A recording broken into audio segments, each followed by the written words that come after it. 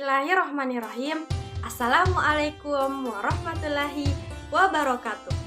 Perkenalkan, nama saya Cindy Putri Aristi, kelas 12 IPA 2 dari SMA Negeri 1 Bungku Utara. Saya akan mempresentasikan tugas sejarah mengenai kisah Datuk Patimang.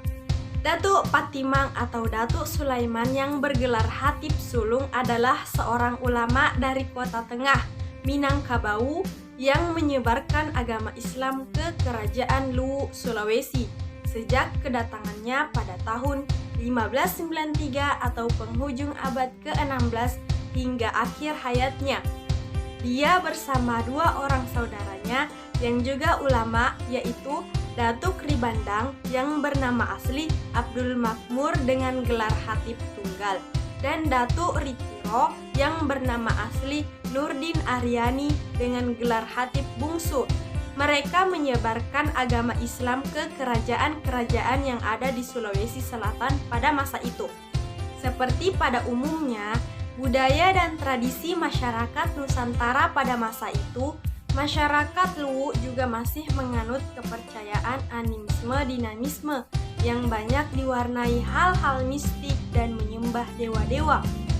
Mereka menyebarkan agama Islam dengan cara membagi wilayah syiar mereka berdasarkan keahlian yang mereka miliki dan kondisi serta budaya masyarakat Sulawesi Selatan Bugis Makassar ketika itu. Datuk Patimang yang ahli tauhid melakukan syiar Islam di Kerajaan Luwu, sedangkan Datuk Ribandang yang ahli fikih di Kerajaan Gua Talo, sementara Datuk Ritiro yang ahli tasawuf di daerah Tiro dan Bulukumba.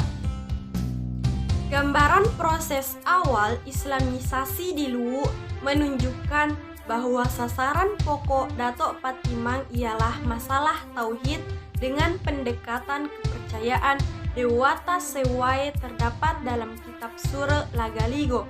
Metode Islamisasi yang diterapkan terbukti dengan baik dan cepat bahwa semangat keagamaan orang Bugis Makassar tersentuh dengan tepatnya karena sasaran utama dari para mubalik Islam pada permulaan datangnya hanya tertuju pada soal keimanan dan kebenaran tauhid berdasarkan kesaksian lontara suku Nawajo. Setelah berdialog panjang, akhirnya Datuk Patimang berhasil mengislamkan Raja Luwu ke-15 bernama La Patiwara Daeng Parebung dengan mengucapkan syahadat bersama segenap anggota keluarga istananya pada tanggal 15 Ramadan 13 Hijriah atau 4 Februari 1603 Masehi.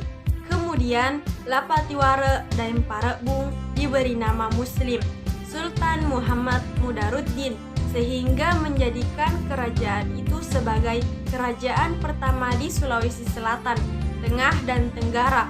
Kerajaan Luwu merupakan kerajaan tertua di Sulawesi Selatan dengan wilayah yang meliputi Luwu, Luwu Utara, Luwu Timur, serta Kota Palopo, Tanah Toraja, Pulau Laka, Sulawesi Tenggara, hingga Poso, Sulawesi Tengah.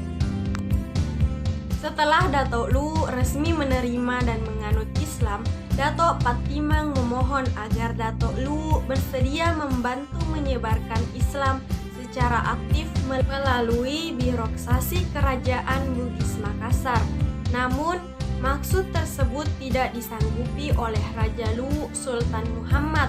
Datuk Luwu mengakui tidak memiliki kekuatan dan kekuasaan untuk menyebarkan agama Islam. Raja Luwu mengarahkan agar Datuk Patimang mendekati penguasa kerajaan Gua Talo yang pada saat itu memiliki kekuasaan besar.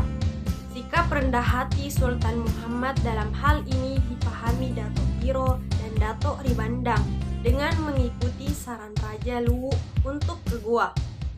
Dan Datuk Sulaiman sudah berketetapan hati ingin mendampingi Datuk Luwu mengajarkan Islam dengan ilmu tauhid, yakni pemahaman tentang sifat-sifat Allah Subhanahu wa Ta'ala. Sedangkan Datuk Ribandang dan Datuk Ritiro kembali ke kerajaan Goa untuk mengajarkan rajanya memeluk agama Islam sekaligus sekaligus membantu menyebarkannya. Sepanjang karir Dato' Sulaiman di Luwu, diketahui aktivitas penulis manuskrip yang berisi tentang aturan dan tata cara peribadatan dan berbagai perkara yang menyangkut tauhid atau keimanan akan keesaan Allah Subhanahu wa Ta'ala. Manuskrip itu disebut sebagai hasil pemikiran Dato' Sulaiman yang ditulis dengan huruf Arab Melayu, huruf serang, dan dianggap kitab tertua di Luwu sehingga dinamakan Kita Sinanorenna Petalu. Dan uraian pengungkapan aspek syahadat disebut penduduk Luwu sebagai Syahadat Simulanna Linoe. Kemudian Dato' Luwu di Palopo membangun masjid dan melakukan penguatan agama Islam. Dalam perjalanan pulang, Dato' Ritiro dan Dato' Ribandang terus berdiskusi mengenai strategi dakwah yang akan mereka gunakan untuk mengajak Raja Goa memeluk Islam. Dan dalam diskusi mereka terdapat perbedaan pendapat dari Dato' Ribandang berpendapat bahwa Islamisasi di Goa harus memprioritaskan aspek syariah, sedangkan Dato' Ritiro lebih aktif menekankan aspek tasawuf yang menurutnya sangat baik diajarkan terlebih dahulu kepada masyarakat. Sebab menurut pengalamannya, ajaran itu lebih mudah diterima. Sebaliknya, Dato' Ribandang berpendapat bahwa pendekatan syariah yang paling baik karena masyarakat Goa cenderung kepada perilaku yang bertentangan dengan hukum Islam. Akibat perbedaan itu, kedua hatib memutuskan untuk berdakwah di daerah yang berbeda. Dato' Ritiro memilih untuk tinggal di pedalaman Kampung Tiro, Bulukumba, sedangkan Dato' Ribandang tetap meneruskan pelayaran ke pusat menuju kerajaan Goa, yaitu Somba Opu. Kemudian, berita yang dibuat Dato' Tiro untuk berdakwah di negeri Tiro dan Bulukumba bahwa Raja Tiro adalah seorang yang berakal budi dan sangat berantusias menerima kebenaran. Setelah itu, agama Islam pun dijadikan sumber hukum bagi kerajaan Sulawesi. Sekian dari saya, bila ada kata yang salah mohon dimaafkan. Terima kasih. Wassalamualaikum warahmatullahi wabarakatuh.